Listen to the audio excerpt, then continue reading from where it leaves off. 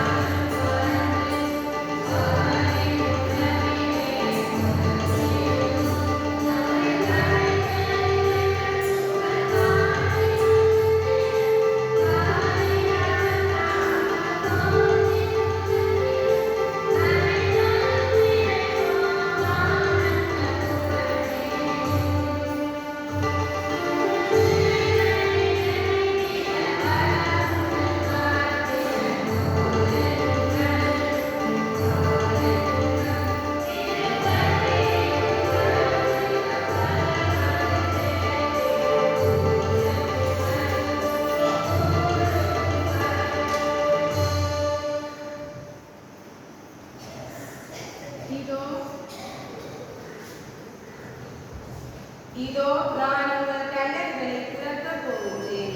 உங்களை உங்கள் கல்லறைகளில் நின்று மேலே கொண்டு வருவேன். கிறிஸ்து இயேசுவில் பிரியமுள்ள அன்பு உறவுகளே, பொது காலத்தின் 31ஆம் வாரத்தில் கால் பதிக்கும் நாம் இன்று பிறந்த விசுவாசிகள் அனைவரையும் எமது உறவுகளையும் நினைவு கொண்டு அவர்களது ஆன்ம இளைப்பாற்றிக்காக பிரார்த்திக்க ஒன்று கூடியிருக்கின்றோம். இன்னும் உறவுகள் எமக்கு செய்த எல்லா நன்மைகளையும் நினைத்து அவர்களுக்காக நன்றி கூறவும், அவர்கள் எமக்கு விட்டுச் சென்ற முன்மந்தியான வாழ்வை பின்பற்றி வாழவும். இன்றைய நற்செய்தி வாசகத்தில் இயேசு நயினோர் பெண்களின் மகனை உயிர்த்தெழச் செய்கின்றார் என புனித லூக்கா எடுத்துரைக்கின்றார். இதன் மூலம் இயேசு வாழ்வளிப்பார் என்பதை உறுதிப்படுத்துகிறது. இன்றைய நாள் நமக்கு நாம் வாழ்வில் நல்லவற்றை நினைத்து நல்லவற்றை செய்து கிறிஸ்தவ விழுமியங்களுடன் வாழ்ந்து நிலைவாழ்வை பெற உரையாசை வேண்டி பணியில் பங்கேற்போம். தந்தை மகன் தூயாவியாரின் பெயராலே நம் ஆண்டவராகிய இயேசு கிறிஸ்துவின் கடவுளின் அன்பும் தூயாவியாரின் நட்புறவும் உங்கள் அனைவரோடும் இருப்பதாக.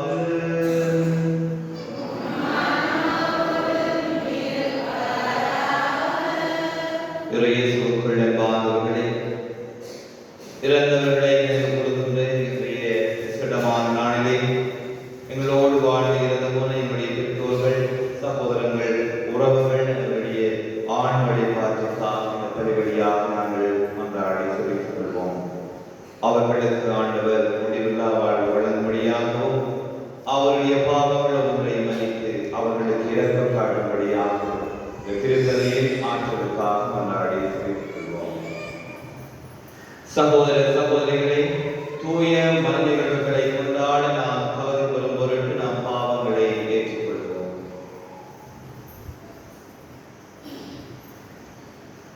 எல்லாம் வல்ல இறைவனிடம் சகோதர சகோதரிகளே, உங்களிடம் நான் பாவியனை ஏற்றுக்கொள்கிறேன்.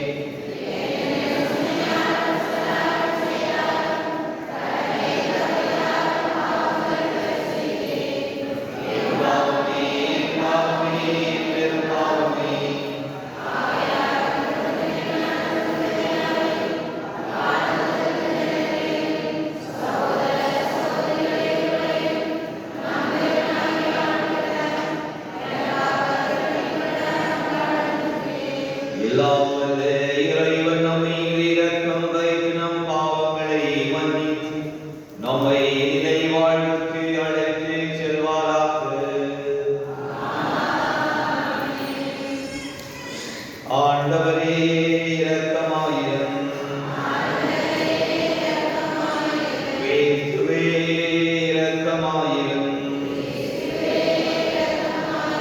ஆண்டவரே இரக்கமாயிரும்.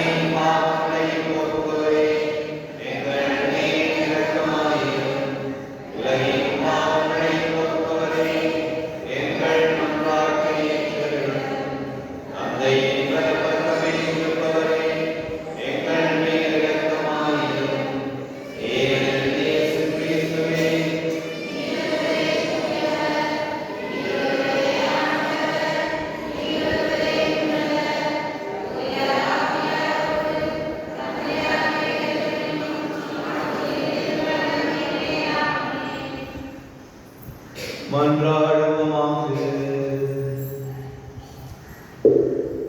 ஆண்டவரே, எங்கள் மன்றாட்டுக்களை கனிவுடன் கேட்டறிய உம்மை வேண்டுகின்றோம். அதனால் உமது திருமகன் இறந்தோரிடமிருந்து உயிர் கிடந்தார் எனும் எங்கள் நம்பிக்கை எழுச்சி வருவது போல உமது அடியார்கள் உயிர் கெடுவார்கள் என காத்திருக்கும் எங்களது எதிர்நோக்கும் உறுதி பெறுவதாக. உம்மோடு தூயாவின் ஒன்றிப்பில் இறைவனாய் என்றென்றும் வாழ்ந்து ஆட்சி புரிகின்ற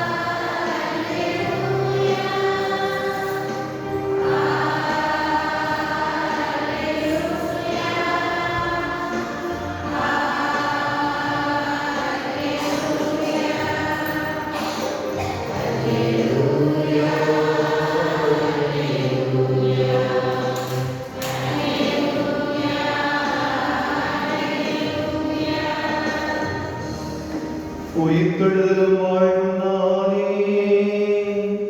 என்னிடம் நம்பிக்கை கொள்பவர் இறப்பினும் வாழ்வார். அல்லேலூயா.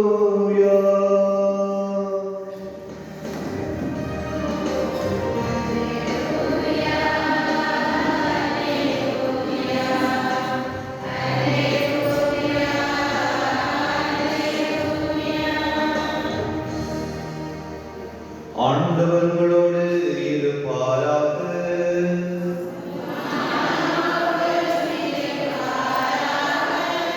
புனித லூக்கா எழுதிய செய்தியிலிருந்து வாசகம்.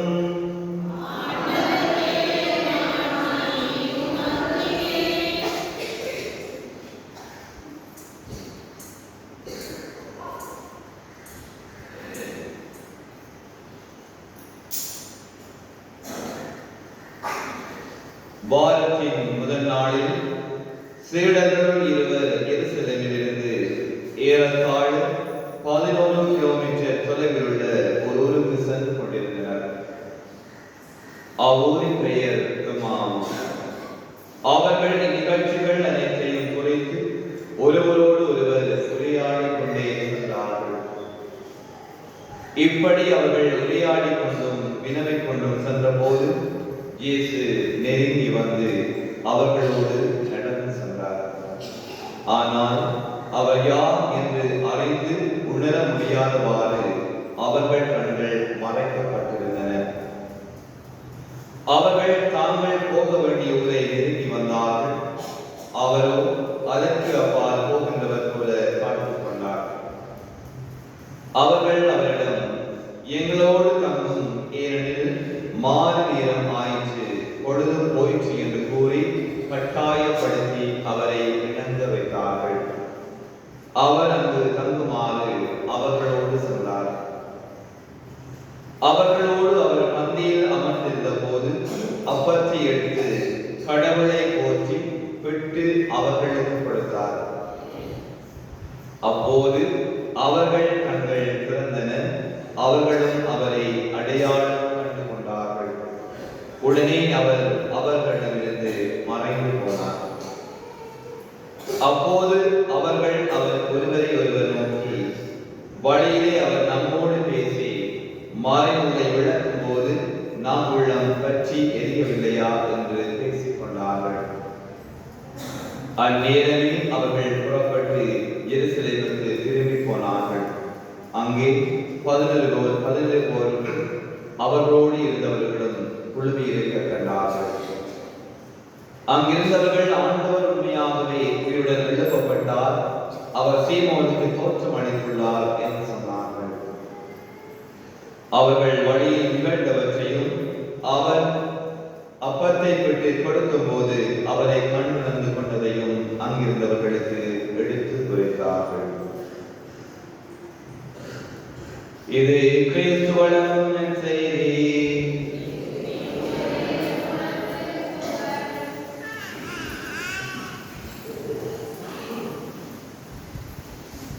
வாழ்வில் நேசித்தவர்களை மரணத்திலும் மறவாதீர்கள்.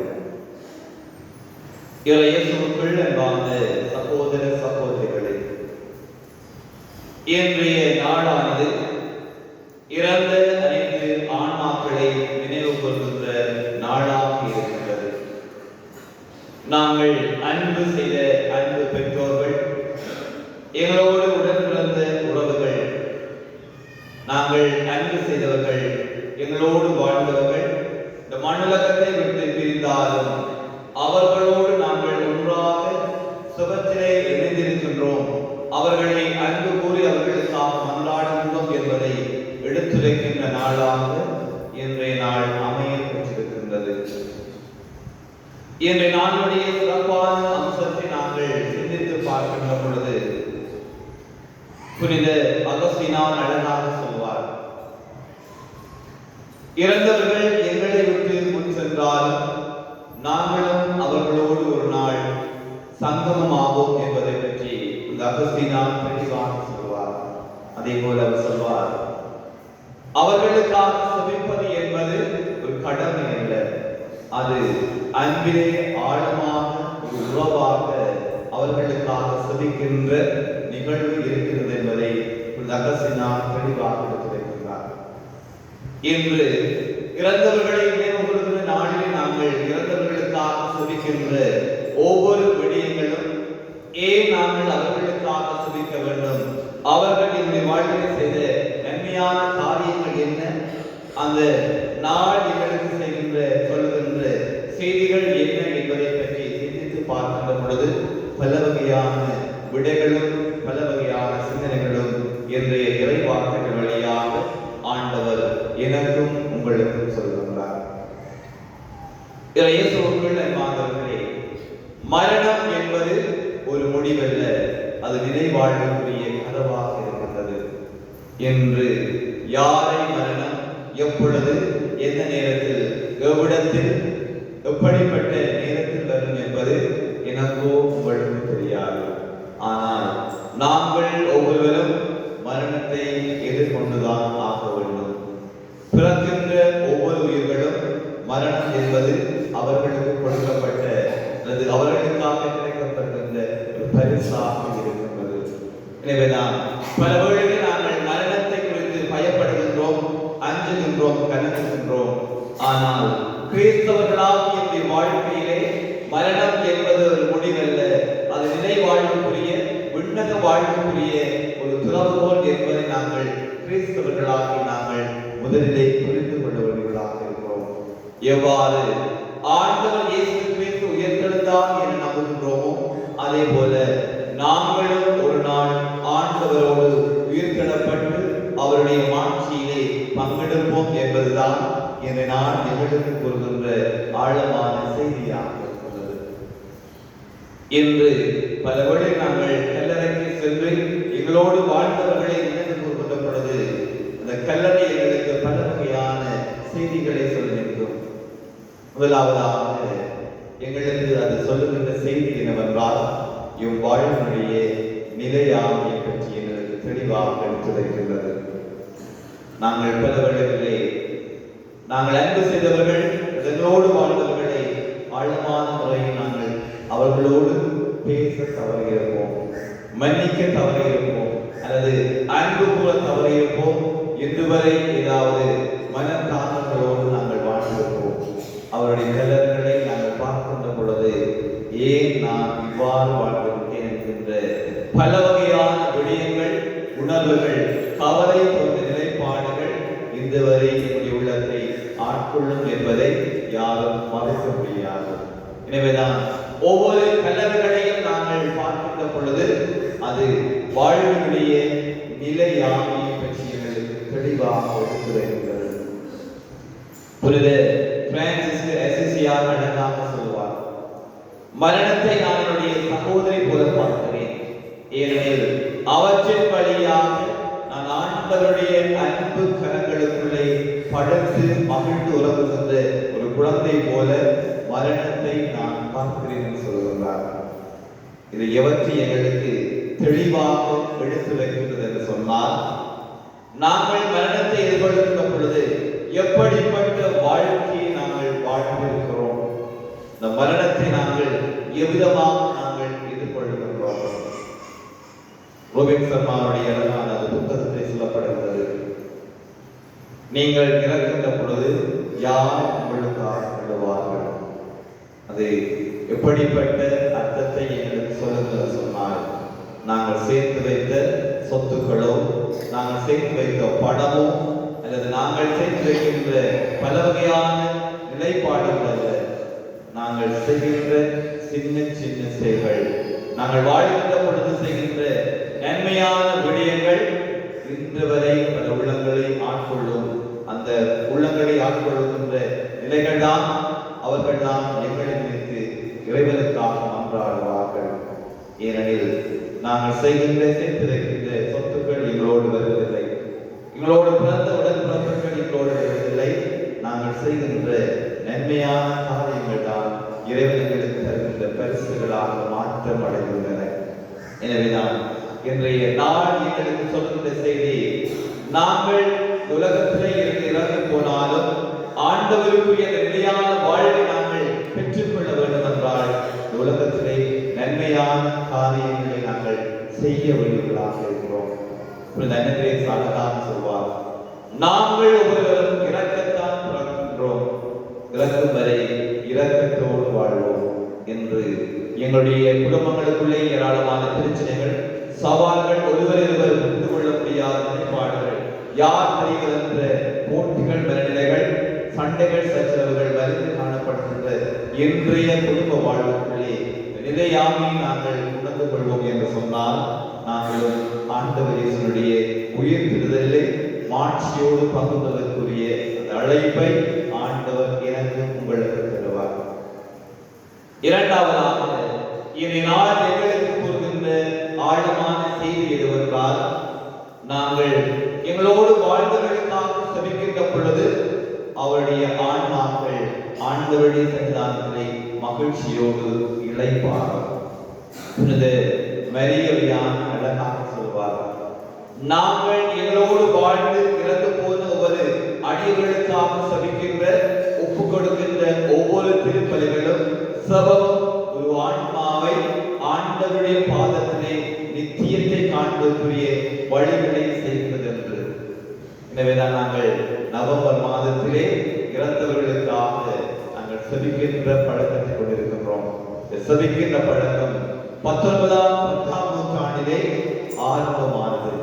இந்த செபிக்கின்ற பழக்கத்தினால், செபத்தினால் பல ஆன்மாக்கள் ஆண்டவருடைய சன்னிதானத்திற்கு அவருடைய நிலைக்கு நித்திய இளைப்பாறுதலை கண்டுகொள்ள அவருடைய ஆன்மாக்கள் செபத்தின் வழியாக இறைவனோடு ஒன்றிணைக்கக்கூடிய ஆற்றலை கொண்டிருக்கின்றது. எனவேதான் எங்களோடு வாழ்ந்து போன எங்களுடைய உறவுகளுக்காக நாங்கள் நன்றி சொல்லுவோம். அவருடைய ஆன்மாவும் இறைவனுடைய சன்னிதானத்தில் இளைப்பாற நாங்கள் அவர்களுக்காக செபிக்கின்ற ஒவ்வொரு சபமும் திருப்பலிகளும் நிச்சயமாகவே அவர்களை ஆண்டவருடைய சன்னிதானத்திலே இளைப்பாற செய்யும் என்ற நம்பிக்கையோடும் நாங்களும் இந்த மண்ணுலக வாழ்விலே நிலையாமையை உணர்ந்து கொண்டு இயன்றவரை இரக்கத்தோடும் நன்மைகளை செய்கிறவர்களாக வாழ பரிவழியாக உருக்கமாக கொண்டாடி செபித்துக் கொள்வோம். ஆமென். எழுந்திருந்து என்னுடைய விசுவாசத்தை அறிக்கையிட்டு சொல்வோம். ஒரே கடவுளை நம்புகின்றேன்.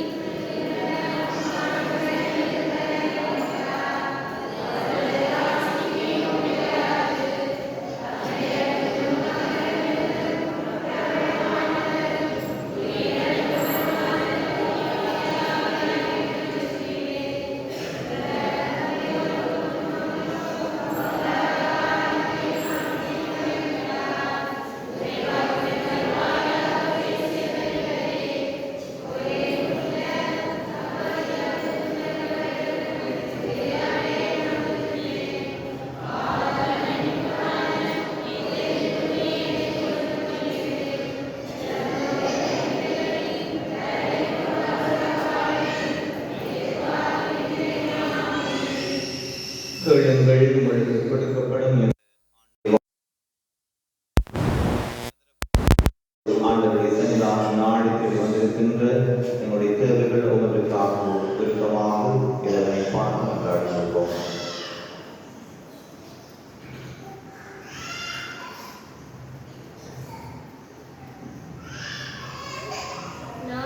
திராட்சை செடி நீங்கள் அதற்குள்ளே நீ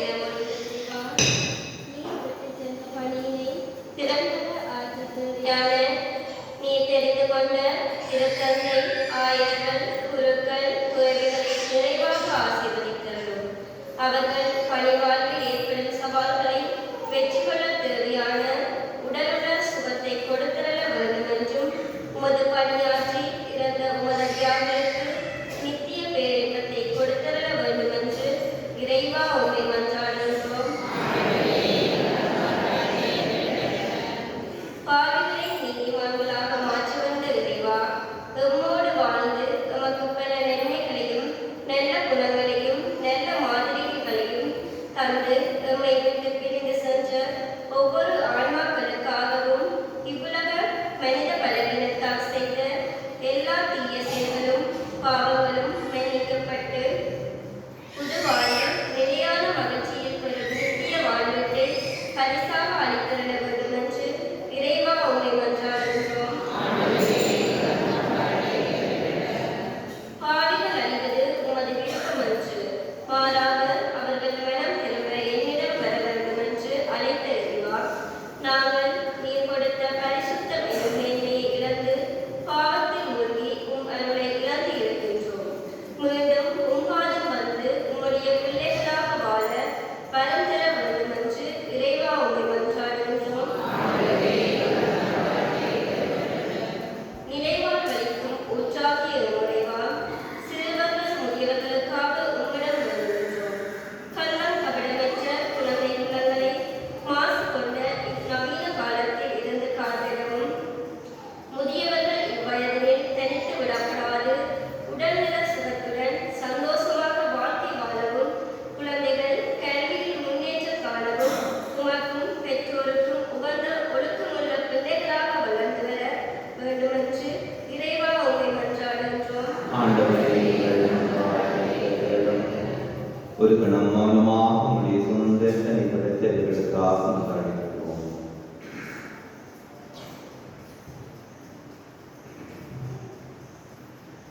தாயாக தந்தையாக எங்களை என்று செய்கின்ற எல்லாம் நல்ல இறைவா, உம்முடைய பிள்ளைகள் நாங்களும் இதை ஆழமான நம்பிக்கையோடு சமர்ப்பித்த அனைத்து மன்றாட்டுகளுக்கும் கனிவாக செவி சாய்த்திடும். இவை உமக்கு திருவிழமானால் எங்களுடைய வாழ்வை பெற்று தரும்படியாக எங்கள் ஆண்டவராகிய கிறிஸ்து வழியாக உம்மை மன்றாடுகின்றோம். ஆமென்.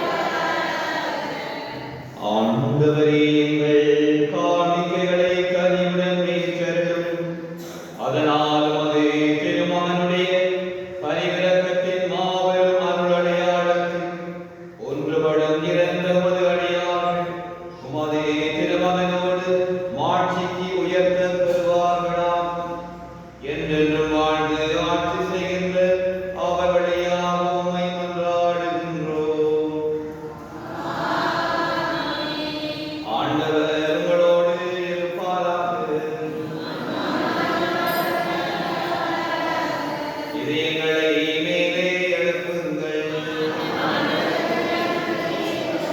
நாம் இறைவனாகிய ஆண்டவருக்கு நன்றி கூறுவோம். ஆண்டவரே, தூயவரான தந்தையே, என்றுமுள்ள எல்லாம் வல்ல இறைவா, எங்கள் ஆண்டவராகிய கிறிஸ்து வழியாக எந்நாளும் எவ்விடத்திலும் நாங்கள் உமக்கு நன்றி செலுத்துவது மெய்யாகவே தகுதியும் நீதியுமாம், எங்கள் கடமையும் மீட்புக்குரிய செயலுமாகும். ஏனெனில் நாங்கள் அனைவரும் சாகாமல் இருக்க கிறிஸ்து ஒருவரே சாவை ஏற்றுக்கொண்டார். நாங்கள் அனைவரும் என்று உமக்காக வாழ்ந்திட அவர் ஒருவரே சாக திருவிழமானார். ஆகவே வானகத்தோரோடு ஒன்றிணைந்து நாங்கள் உம்மை போற்றி புகழ்ந்து மகிழ்ச்சியுடன் அதை கேட்டு சொல்வதாவது: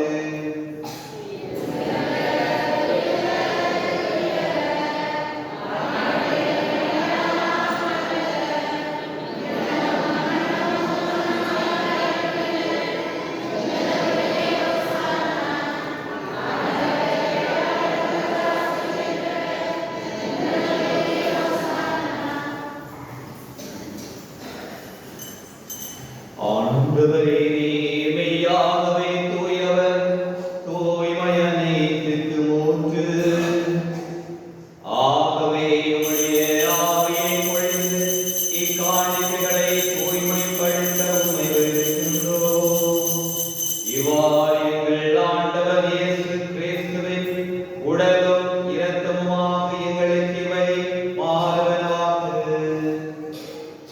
அவர் பாடுபட உளங்கனிந்து தம்மை கையளித்த போது அப்பத்தை எடுத்து நன்றி செலுத்தி அதை விட்டு தம் சீடருக்கு அளித்து அவர் கூறியதாவது: அனைவரும் இதிலிருந்து பெற்று உண்ணுங்கள், ஏனெனில் இது உங்களுக்காக கையளிக்கப்படும் என் உடல்.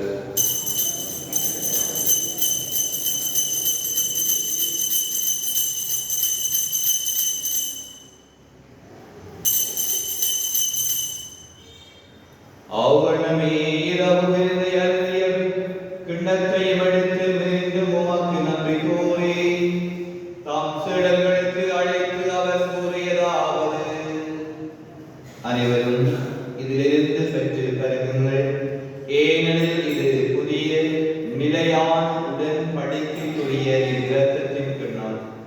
இது பாவ மன்னிப்புக்கென்று உங்களுக்காகவும் பலருக்காகவும் சிந்தப்படும். இதை என் நினைவாக செய்யுங்கள்.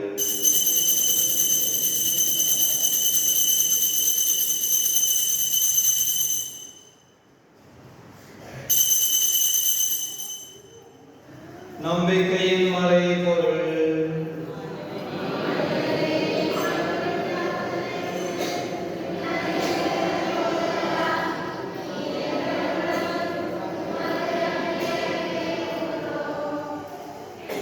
ஆகவே ஆண்டவரே, நாங்கள் கிறிஸ்துவின் இறப்பினையும் உயிர்ப்பினையும் நினைவு கூர்ந்து வாழ்வுதல் அப்பத்தையும் மீட்பு அளிக்கும் கிண்ணத்தையும் உமக்கு ஒப்புக் கொடுக்கின்றோம். உம் திருமுன்பு உமக்கு ஊழியம் புரிய தகுந்தவர்களை எங்களை ஏற்றுக்கொண்டீர். எனவே உமக்கு நன்றி செலுத்துகின்றோம். மேலும் கிறிஸ்துவின் உடலிலும் இரத்தத்திலும் பங்கு கொள்ளும் எங்களை தூயாவியார் முன்பு சேர்க்க வேண்டுமென உம்மை தாழ்மையுடன் மன்றாடுகின்றோம். ஆண்டவரே, உலகெங்கும் பரவியிருக்கும் உமது திரு அவையை நினைவு கூர்ந்தருளும். எங்கள் திருத்தந்தை 14ஆம் லியோ, எங்கள் ஆயர் பக்தி ஞான பிரகாசம், எல்லா திருநிலையராகிய அனைவரோடும் உமது திரு அவை அன்பில் நிறைவு பெறச் செய்தருளும். மேலும் உயிர்த்தெழுவது நோக்குடன் துயில் கொள்ளும் எங்கள் சகோதர சகோதரிகளையும் இறந்தோர் அனைவரையும் இரக்கத்துடன் நினைவு கூர்ந்து உமது திருமுக ஒளியில் ஏற்றருளும். எங்கள் அனைவர் மீதும் இரக்கமாயிரும். கடவுளின் கன்னி தாயான புனித மரியா, அவருடைய கணவரான புனித யோசேப்பு, புனித திருத்தூதர்கள், இவ்வுலகில் உமக்கு வந்தவர்களாயிருந்தோராகிய புனித அனைவருடனும் நாங்கள் நிறைவாழ்வில் பங்கு கொள்ளும் தகுதி பெற்று உம் திருமகன் இயேசு கிறிஸ்து வழியாக உம்மை புகழ்ந்தேத்து பரமருள உம்மை மன்றாடுகின்றோம்.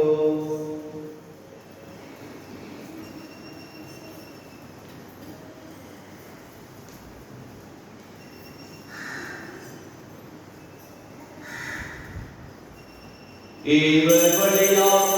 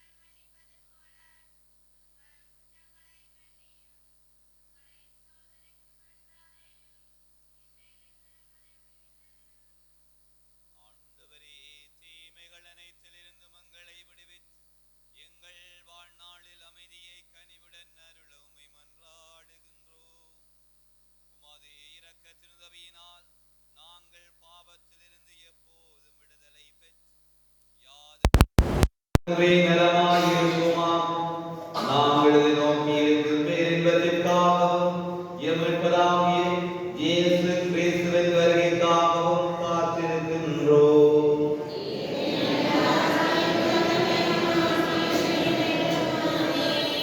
ஆண்டவரே இயேசு கிறிஸ்துவே, அமைதியை உங்களுக்கு விட்டு செல்கின்றேன், என் அமைதியை உங்களுக்கு அளிக்கின்றேன் என்று உமது திருத்தூதர்களுக்கு மொழிந்தீர்.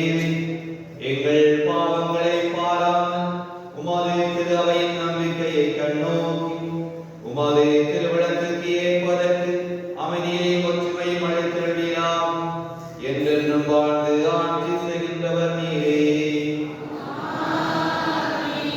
ஆண்டவருடைய அமைதி உங்களோடு என்றும் இருப்பதாக. ஆண்டவர் இயேசு எழுதுகின்ற அமைதியுடைய வாழ்த்தை ஒருவர் மற்றவரோடு பகிர்ந்து கொள்வோம். உங்களுக்கு அமைதி உண்டாகும்.